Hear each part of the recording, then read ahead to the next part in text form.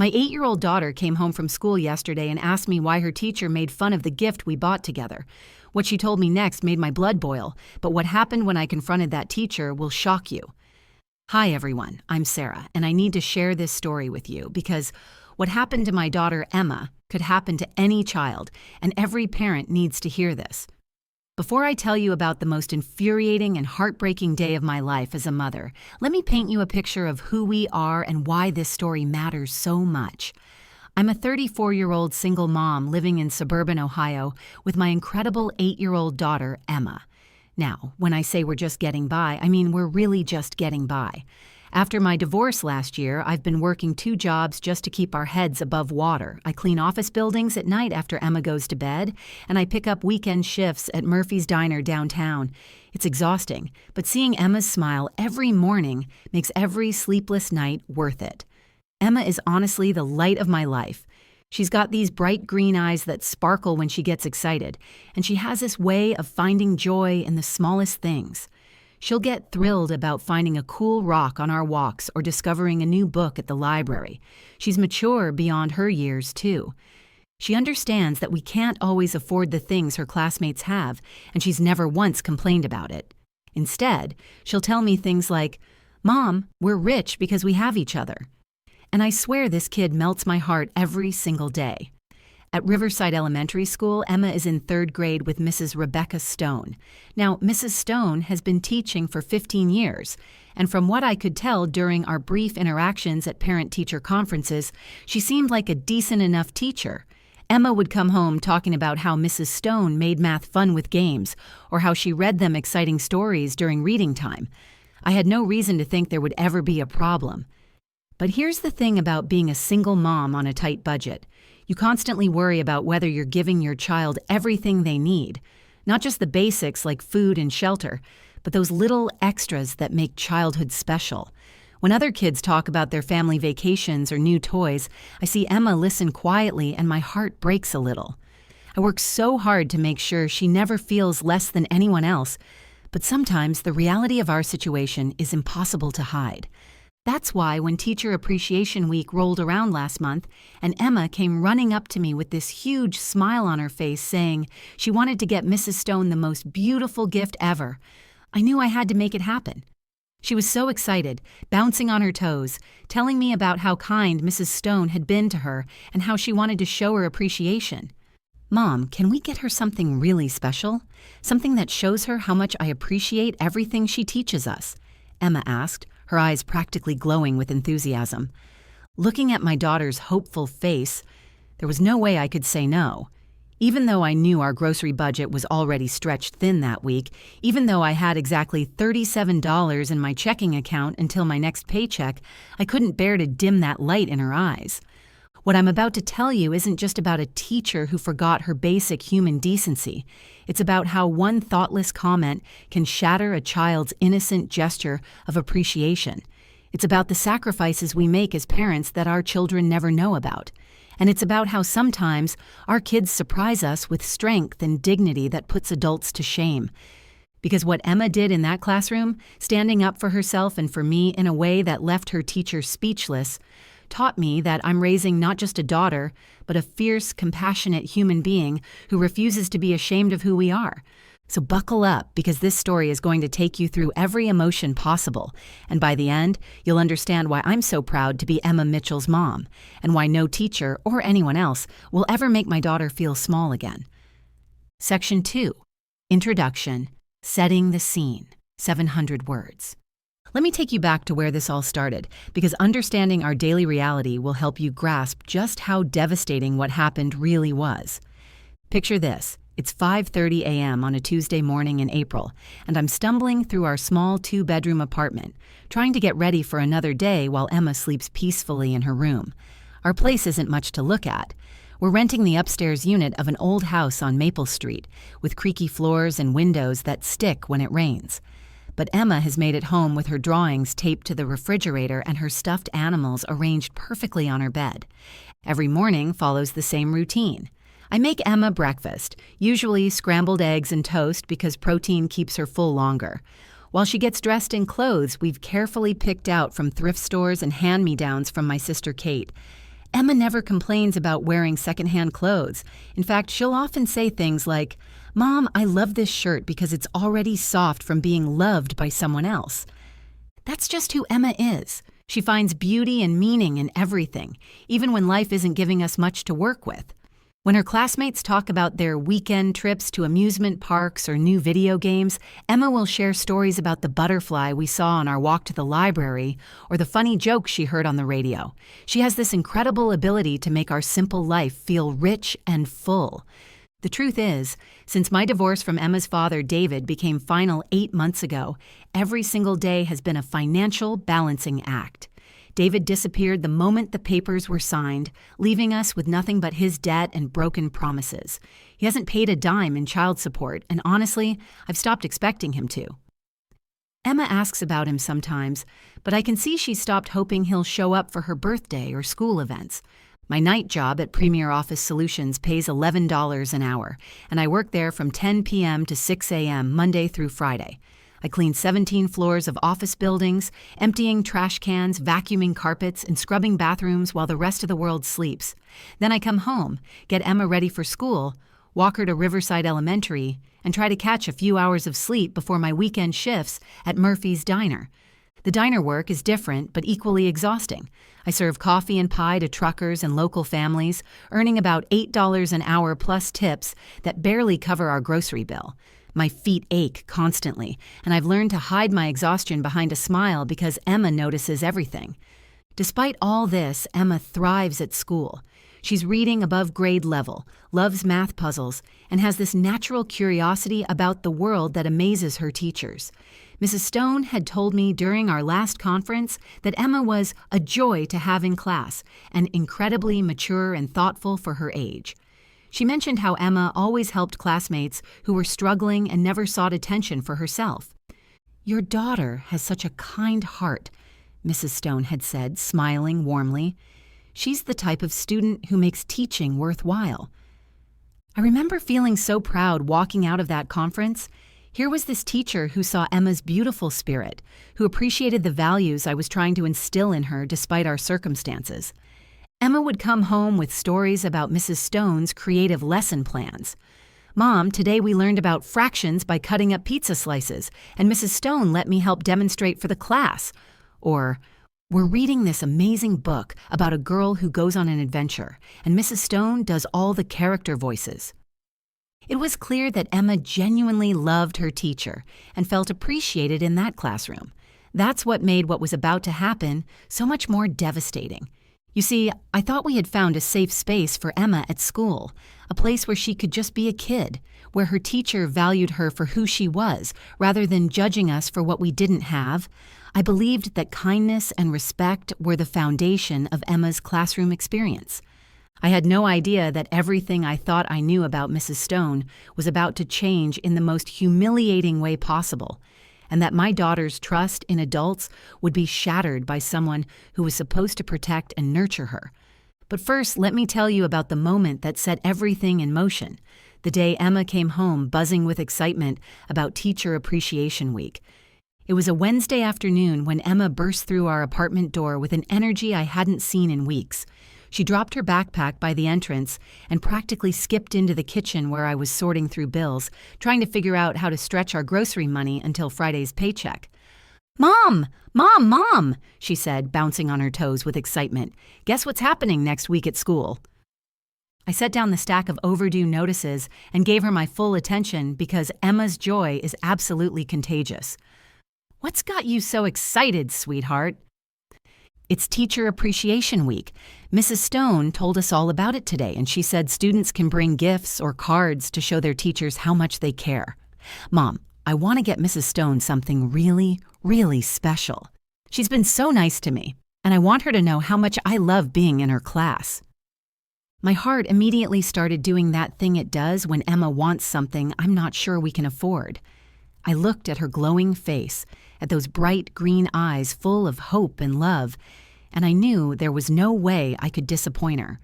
"That sounds wonderful, honey. What kind of gift were you thinking about?" Emma sat down beside me, her hands clasped together like she was making a wish. "I want something beautiful. Something she can keep on her desk that will make her smile every time she sees it. Not just a card or a coffee mug like everyone else will probably bring, something that shows how special she is. The next evening, after I'd managed to squeeze in a few hours of sleep between jobs, Emma and I walked downtown to look for the perfect gift. We started at the dollar store, where Emma carefully examined every item, but nothing seemed to capture what she was looking for. "These are nice, Mom, but they don't feel special enough," she said, holding up a generic picture frame. We moved on to the pharmacy, then the grocery store gift section, but Emma kept shaking her head. I could see the disappointment creeping into her expression, and it was breaking my heart. "Maybe we should look somewhere else tomorrow," I suggested, but Emma's face fell. "Mom, Teacher Appreciation Week starts Monday. I really want to find something perfect."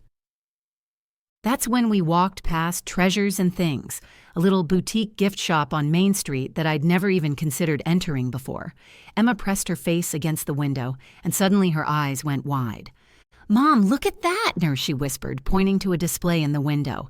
There, sitting on a velvet cloth under a small spotlight, was the most beautiful crystal apple paperweight I'd ever seen. It caught the light from every angle, sending tiny rainbows dancing across the display case. Even I had to admit it was stunning. "It's perfect," Emma breathed. "Mrs. Stone loves apples. She has apple decorations all over our classroom, and it's so beautiful, like a jewel." We went inside, and I asked the shop owner about the price, already dreading the answer. "That's one of our finest pieces," the elderly woman said proudly. "Hand-cut crystal from Ireland. It's $85. $85. I had $37 in my checking account and another $43 in my savings account that was supposed to cover Emma's lunch money for the rest of the month. Emma didn't hear the price. She was too busy admiring the apple, imagining Mrs. Stone's reaction. "Mom, can you picture her face when she sees this? She'll know how much I appreciate everything she does for us." I managed to smile and told the shop owner we'd think about it, but inside, my heart was sinking. That night, after Emma went to bed, I sat at our kitchen table staring at my wedding ring. It was a simple white gold band with a small diamond. Nothing fancy, but it was the only valuable thing I owned. David had given it to me 6 years ago, back when he promised we'd build a life together, back when I believed in forever. Now it just felt like a reminder of broken dreams and empty promises. But it was also my emergency fund, the one thing I could sell if we ever faced a real crisis. As I sat there in the quiet apartment, listening to Emma's peaceful breathing from her room, I realized this was a crisis. Not a financial emergency, but an emotional one. Emma's happiness, her desire to show appreciation and love, that was worth more than holding on to a symbol of a marriage that no longer existed. I made my decision that night, and it would change everything. The next morning, after Emma left for school, I did something I never thought I'd have to do. I slipped my wedding ring off my finger for the last time and drove to Goldman's Jewelry Exchange on the other side of town, where I knew they bought gold and diamonds without asking too many questions. The shop smelled like old leather and metal polish, and Mr. Goldman, a kind elderly man with thick glasses, examined my ring under a magnifying glass for what felt like forever. "It's a nice piece," he said finally. "Quarter-carat diamond, white gold band. I can give you $90 for it." $90. Just enough for Emma's gift and a few dollars left over. I signed the paperwork with shaking hands, trying not to think about what I was giving up. As I walked out of that shop, my finger felt naked and strange, but my heart felt lighter. Emma was going to get her perfect gift. That afternoon, when Emma came home from school, I had the biggest smile on my face. "Emma, sweetie, how would you like to go back to that gift shop and get Mrs. Stone that beautiful crystal apple?" Her face absolutely lit up like Christmas morning. "Really, Mom? We can afford it?" "Yes, baby, we can absolutely afford it." The joy on Emma's face as we walked back into Treasures and Things was worth every sacrifice I'd ever made. She carefully held the crystal apple while the shop owner wrapped it in tissue paper and placed it in an elegant gift box. "Mom, this is the most beautiful gift anyone has ever given their teacher," Emma whispered as we walked home. "Mrs. Stone is going to be so surprised and happy." That evening, Emma spent over an hour writing the perfect thank you card to go with the gift. She used her best handwriting, the kind she usually saved for important school assignments. "Dear Mrs. Stone," she wrote, "thank you for making learning so much fun this year. You make me excited to come to school every day, and you always help me when I don't understand something. You are the best teacher in the whole world, and I wanted to give you something beautiful to remember our class. Love, Emma." She decorated the card with little hearts and flowers, then carefully placed it inside the gift box with the crystal apple. I watched her work with such concentration and love, and I felt so proud of the thoughtful, caring person she was becoming. Monday morning arrived, the first day of Teacher Appreciation Week. Emma was practically vibrating with excitement as she got ready for school. She wore her favorite dress, a soft blue one with tiny flowers that my sister Kate had given her, and she carried the gift box like it contained the crown jewels. "Mom, do you think Mrs. Stone will like it?" she asked for the 10th time as we walked to school. "Emma, she's going to absolutely love it. More importantly, she's going to see how much thought and love you put into choosing it for her." I hugged her goodbye at the school entrance, watching as she carefully carried her precious gift down the hallway toward her classroom. I had no idea that in just a few hours, that beautiful gesture of love and appreciation would turn into the most humiliating moment of Emma's young life. At 3:15 p.m., I was waiting outside Riverside Elementary like I did every day, scanning the crowd of children for Emma's bright smile. But when she finally appeared, she wasn't smiling. Her face was red and blotchy, like she'd been crying, and she was walking slower than usual.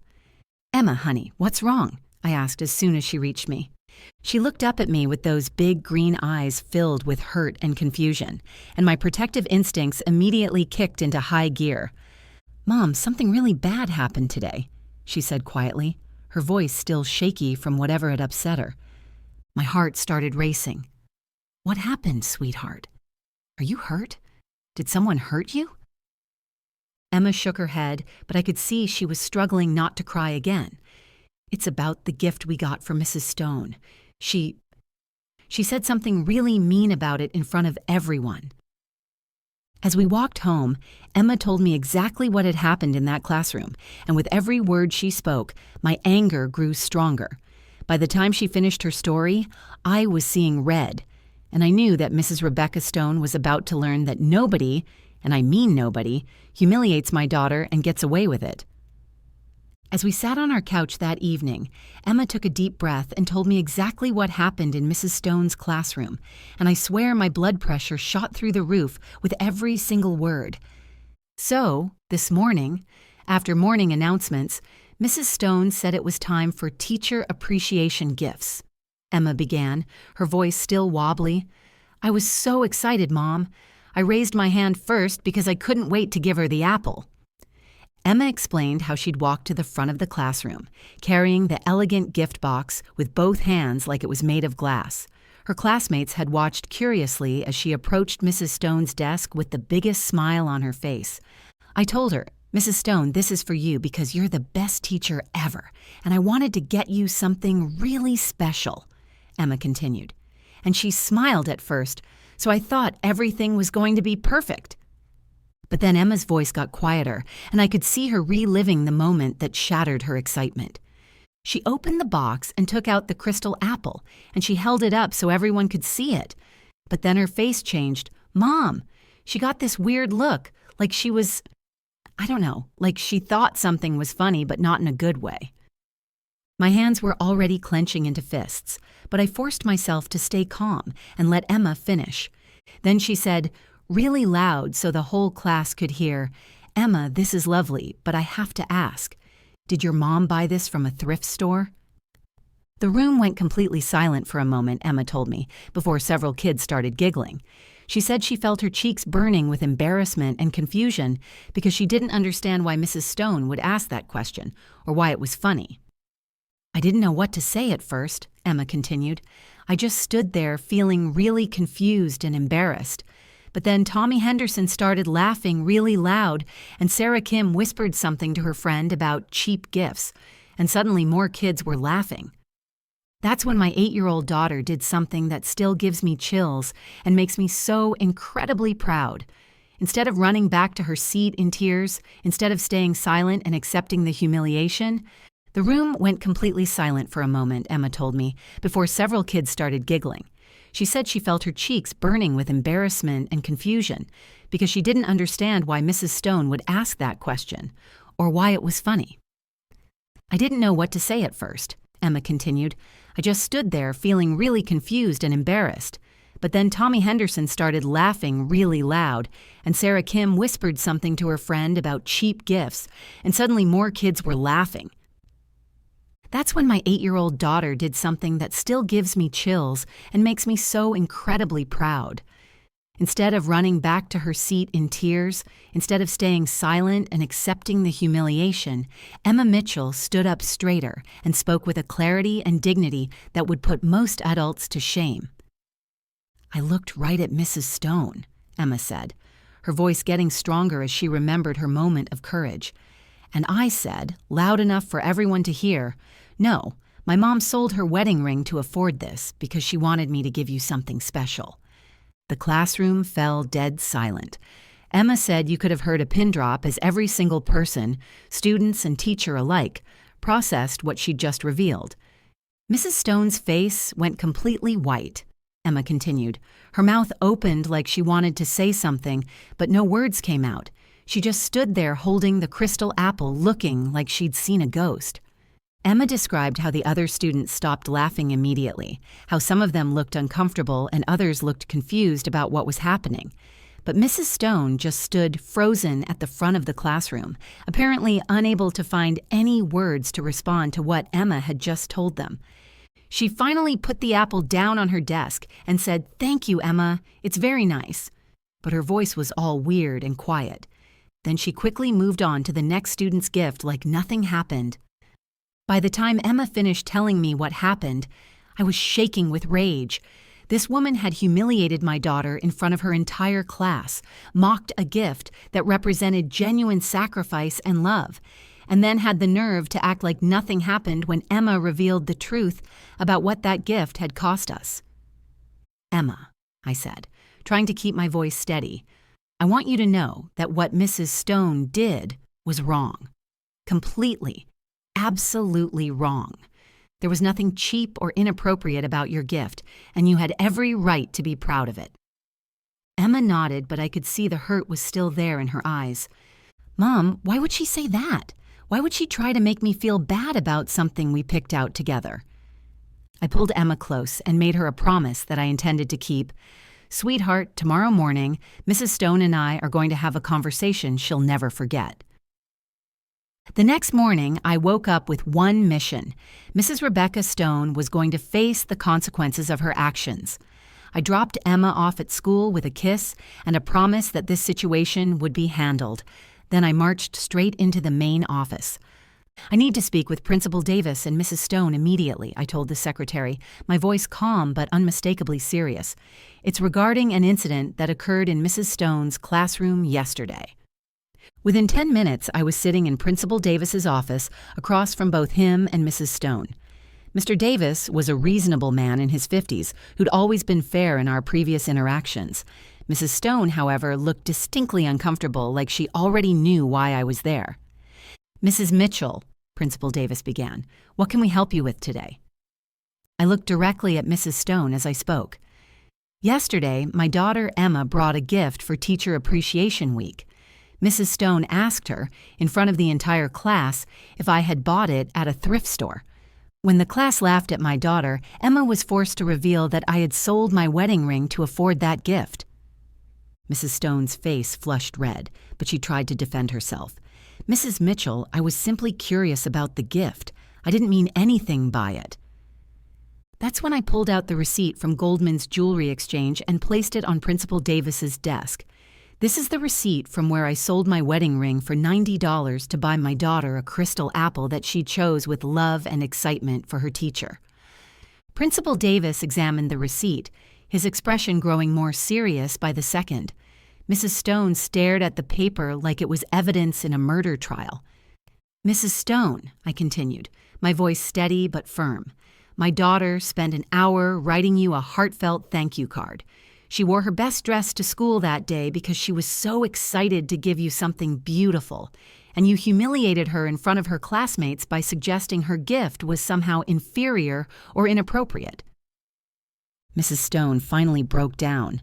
I didn't know. I had no idea about the ring, and I certainly didn't mean to embarrass Emma. I'm so sorry." "You're sorry that you got caught," I replied, "but the damage is done. My daughter learned yesterday that adults in positions of trust can be cruel and judgmental. She learned that giving from the heart can be met with mockery." Principal Davis intervened at this point. "Mrs. Stone, what Mrs. Mitchell is describing is completely unacceptable behavior.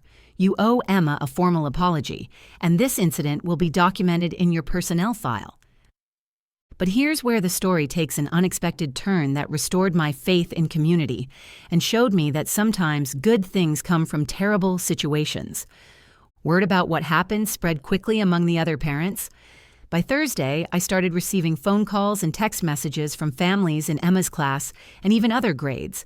Parents were outraged by Mrs. Stone's behavior, but more than that, they were moved by the story of Emma's courage and our situation. Lisa Chen, whose daughter Mia was in Emma's class, called me that evening.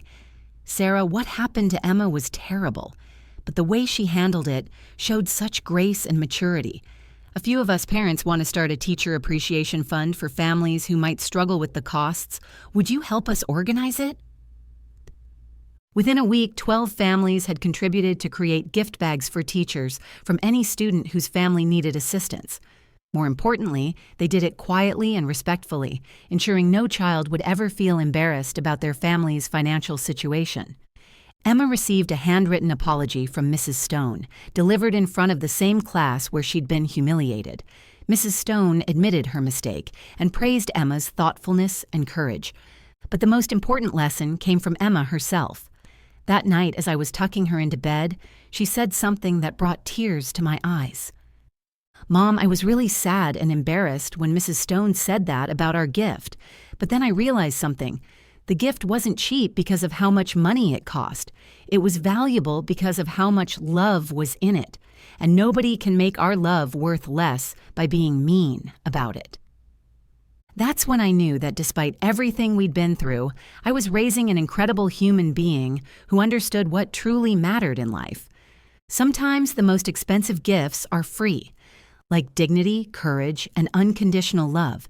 And sometimes our children teach us more about grace under pressure than we ever teach them. That crystal apple still sits on Emma's desk in her bedroom today, a reminder that our worth isn't measured by our bank account, but by the love in our hearts and the courage to stand up for what's right. Emma is now confident, compassionate, and unafraid to speak her truth. She learned that day that kindness costs nothing, but cruelty always comes with a price.